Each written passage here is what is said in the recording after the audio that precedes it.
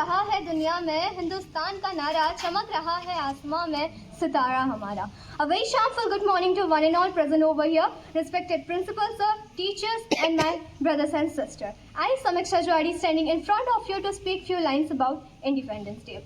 As we all know, on 15th August 1947, India got its freedom. And every year, on 15th August, we celebrate Independence Day. Today we are celebrating here our 78th Independence Day, marking the independence anniversary of India. In the year 1947, India got its freedom from the British colonialism. This day holds an immense significance for all the citizens of India, igniting a sense of patriotism and national unity.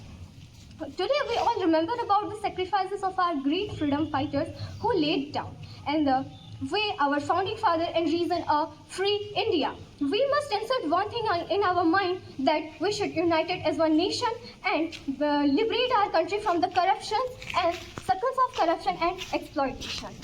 And at last I want to conclude one thing by one important line, that ask what not you can do for your country, not that what your country can do for you, because you are the future of nation, and we must insert one thing in our mind, that we are the future of our nation and we should do something for it. Thank you. Have a nice day.